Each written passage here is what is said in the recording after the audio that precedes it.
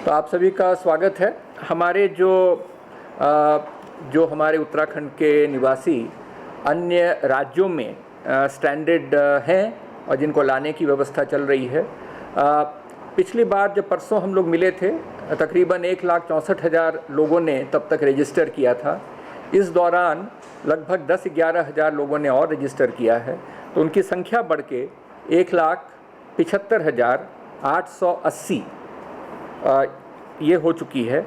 इनमें से 18,156 लोगों को हम ले आए हैं, जो हरियाणा से 7,890, चंडीगढ़ से 4,701, उत्तर प्रदेश से 2,347, राजस्थान से 2,259, दिल्ली से 257, पंजाब से 227, गुजरात से 197 तथा अन्य राज्यों से 278।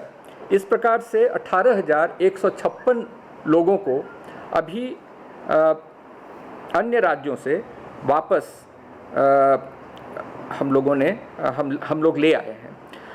अन्य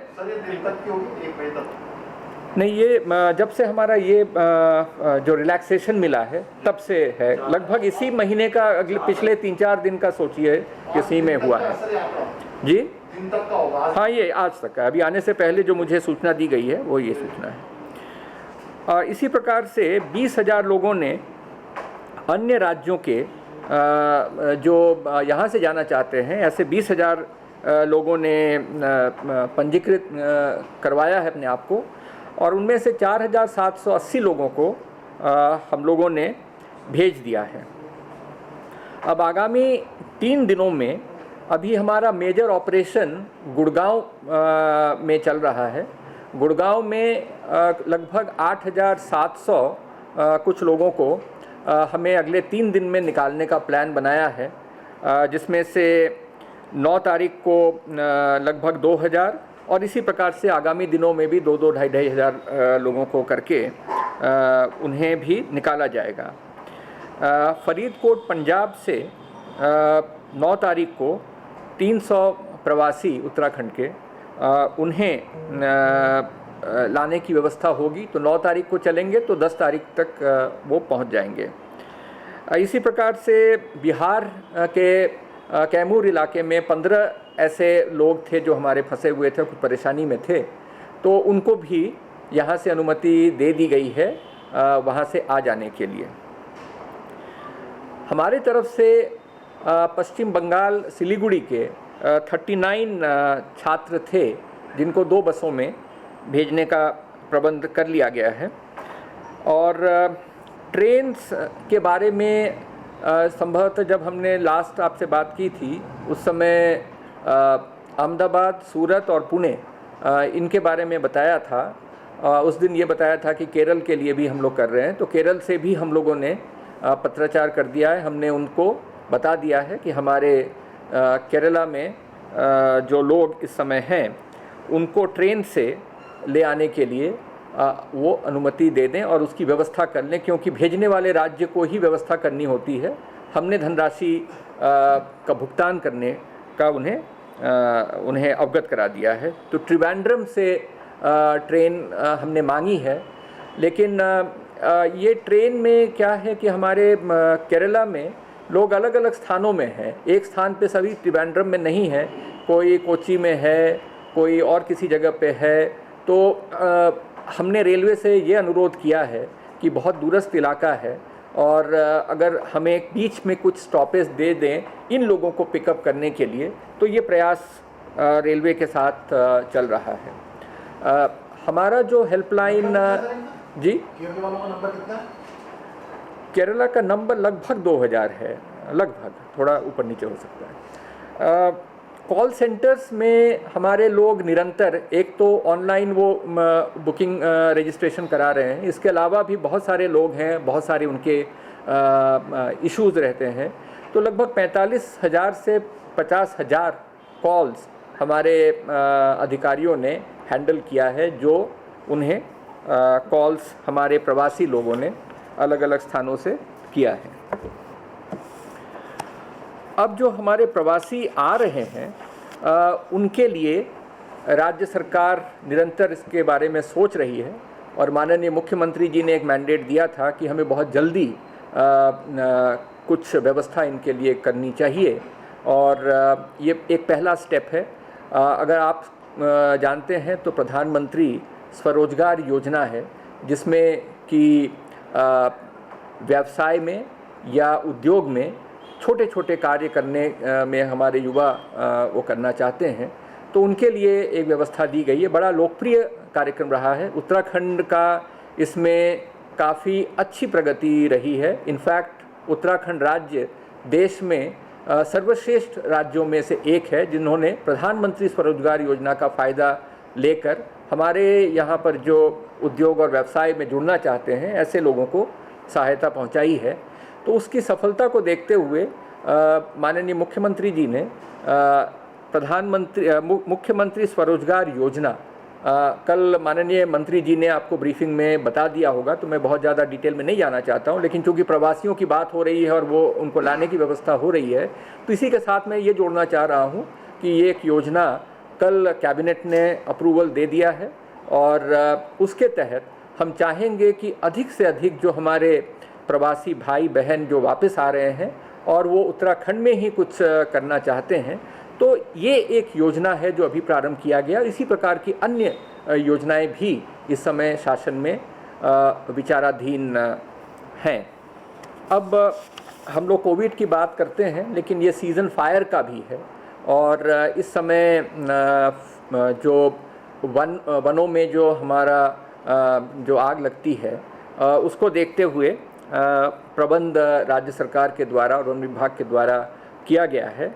इस वर्ष पिछले वर्ष की तुलना में स्थिति बेहतर है।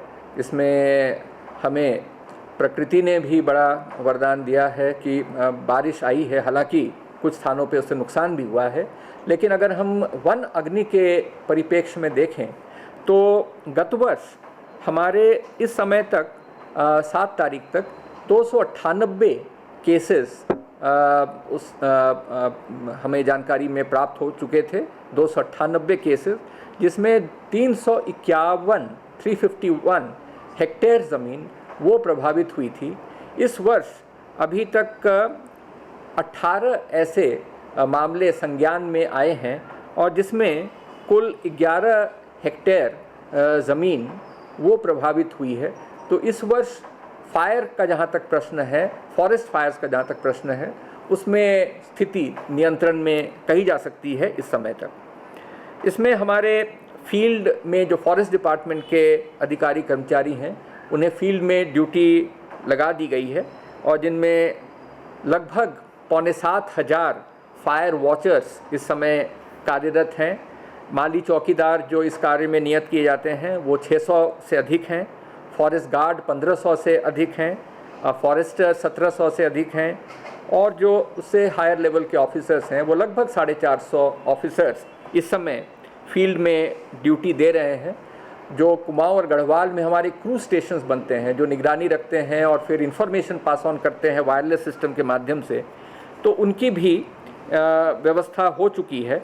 और कुमाऊं में ऐसे 682 और गढ़वाल में 570, और जो हमारे नेशनल पार्क्स इत्यादि में जो वाइल्ड लाइफ एरियाज़ में हैं, वैसे 185 ऐसे क्रूज स्टेशंस की स्थापना की जा चुकी है। गर्मी आते ही पेयजल का भी संकट कुछ स्थानों पे उत्तराखंड में आता है हर वर्ष, और उसकी व्यवस्था भी हम लोग करते हैं। तो इस कोविड के बीच में भी इसका प्रबंध किया जा रहा है। हमने 2020 के ग्रीष्मकालीन काल के लिए 347 जो नगरीय क्षेत्र में मोहल्ले हैं जहां पेयजल का संकट होता है, उसका आइडेंटिफिकेशन और सिलेक्शन उसका कर लिया है। और जो ग्रामीण बस्तियां हैं, ऐसे 801 ग्रामीण बस्तियां हैं जहां पेयजल की संकट होने की आशंका रहती है। तो इनके लिए विभाग ने 70 विभागीय टैंकर और 177 किराए के टैंकर और 98 जनरेटर्स का प्रबंध कर लिया है, ताकि हमारे पंप्स चल सकें और हम पानी का सप्लाई वहाँ पर कर सकें। तो पेयजल का संकट को देखते हुए जिन स्थानों में इस प्रकार की समस्या रहती है ये व्यवस्था कर ली गई है। इसके साथ ही आप लोगों को पता ही है कि जो जल मूल्य और सीवर मूल्य है उसको 31/5 तक उसकी वसूली को स्थगित कर दी गई है और इसमें यह भी कहा गया है कि इस दौरान कोई भी सरचार्ज उसके ऊपर वसूल नहीं किया जाएगा। पेयजल विभाग ने इसके साथ ही जो हमारे शेल्टर होम्स हैं या इंस्टीट्यूशनल क्वारंटीन फैसिलिटीज़ हैं वहाँ भी पेयजल की उपलब्धता सुनिश्चित की है। आपने देखा होगा कि जब हम लोगों ने अपने सरकारी कार्यालयों को खोलने का निर्णय लिया तो इसमें विशेष ध्यान ये रखा गया कि हमारे ऐसे कार्मिक जो रिस्क में हैं, जो वल्नरेबल ग्रुप्स में हैं, उन्हें हम लोगों ने कहा है कि अगर बहुत ही अपरिहार्य परिस्थिति न हो तो उन्हें कार्यालयों में न बुलाया जाए। और इसमें आपने देखा होगा कि जो महिलाएं गर्भावस्था में हैं या जिनके बच्चे 10 साल की उम्र से कम के हैं या हमारे कुछ ऐसे कार्मिक जिनकी उम्र 55 साल है या जो कोई सीरियस बीमारी से ग्रसित हैं, ऐसे लोगों को हम लोगों ने कहा था कि उनको कार्यालय सामान्य परिस्थिति में न बुलाया जाए, बहुत ही अपरिहार्य परिस्थिति में बुलाया जाए। उसी के क्रम में एक आदेश आज ये भी हुआ है, माननीय मुख्यमंत्री जी ने अनुमति दी है और उसमें जो हमारे दिव्यांगजन हैं, अलग अलग कैटेगरी के दिव्यांगजन हैं, उसके बारे में भी आदेश किया गया है कि अगर बहुत अपरिहार्य परिस्थिति न हो तो हमारे सरकारी ऑफिसेज में दिव्यांगजनों को अभी न बुलाया जाए जब तक कि स्थिति को मॉनिटर करके हम कोई अन्यथा निर्णय नहीं लेते हैं। पिछली बार मैं जो ग्रामीण क्षेत्र में हमारे कार्य हो रहे हैं तो हमने मनरेगा के बारे में आप लोगों को बताया था और उसमें ये भी बताया था कि जो हमारे नए लोग आ रहे हैं बाहर से उनका भी हम लोग रजिस्ट्रेशन कर रहे हैं और उनमें से एक बहुत बड़ा प्रतिशत ऐसा भी है जो कि मनरेगा के कार्यों में वो ऑलरेडी योगदान कर रहा है और ये संख्या बढ़ती जा रही है। वो हम आगे आपको फिर दूसरी बार बताएंगे। इस समय मैं ये बताना चाह रहा हूँ कि प्रधानमंत्री जो ग्राम सड़क योजना है, तो प्रधानमंत्री ग्राम सड़क योजना में इस समय 307 कार्यों के लिए अनुमति ज़िलों में दे दी गई है और इनमें भी 16,600 से अधिक कार्मिक श्रमिक उन्हें इस कार्य में भी लगाया गया है। तो 307 कार्यों की अनुमति दे दी गई है।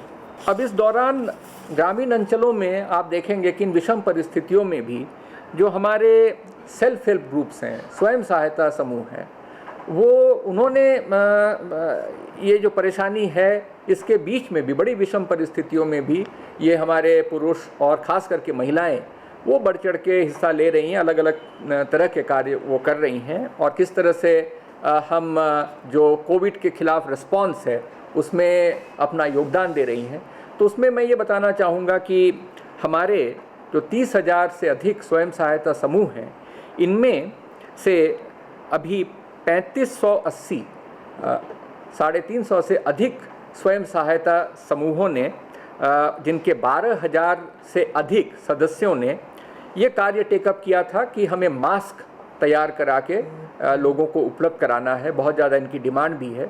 बहुत सारे हमारे जो संस्थाएं हैं वो लोग इस तरह के मास्क खरीद रही है और ख़रीद के पब्लिक में उनका वितरण कर रही है। तो हम लोगों ने उनसे ये निवेदन किया था कि अगर हमारे स्वयं सहायता समूह और महिला स्वयं सहायता समूहों को अगर इसके साथ जोड़ा जाए, और बहुत खुशी की बात है कि अधिकांश इस प्रकार के जो संस्थाएं हैं उन्होंने आगे आकर स्वयं सहायता समूहों को कार्य दिया है और इन महिलाओं ने 11 लाख से अधिक मास्क अभी तक तैयार करके उनको उपलब्ध करा दिया है और ये कार्य निरंतर चल रहा है।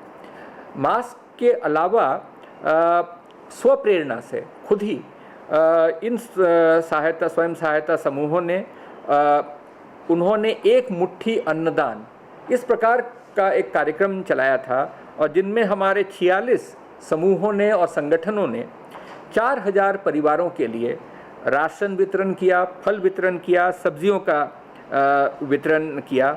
और जनपद पिथौरागढ़ में इसी प्रकार का एक नवाचार, एक सहेली पोर्टल बना के इस प्रकार के जो समूह हैं उन्होंने 215 हमारे ऐसे परिवार थे जो परेशानी में थे, उनके लिए आवश्यक वस्तुओं का भी उन्होंने सप्लाई किया, डोर स्टेप डिलीवरी करवाया है एक पोर्टल डेवलप करके। तो सहेली पोर्टल पिथौरागढ़ का वो इस प्रकार का कार्य कर रहा था। इसके अलावा 6 जनपदों में 30 स्वयं सहायता समूहों ने लगभग 53,000 लोग, 52,963 ऐसे परिवार जिन्हें खाने की आवश्यकता थी, भोजन की आवश्यकता थी, तो उन्होंने प्रशासन के सहयोग से भोजन का पैकेट बनाकर इन लगभग 52-53,000 लोगों को खाना खिलाने का भी कार्य किया है। इसी प्रकार से एक छोटा सा उदाहरण दूंगा, उधम सिंह नगर ज़िले में। उधम सिंह नगर ज़िले के एक पहेनिया एरिया है, जहां हमने एक कार्यक्रम मूंज जो घास है, मूंज से बहुत तरह के प्रोडक्ट्स बनते हैं, हैंडीक्राफ्ट हमारा हस्तशिल्प है, और उस एरिया में लोग पहले किया करते थे, बीच में वो विलुप्त सा हो रहा था।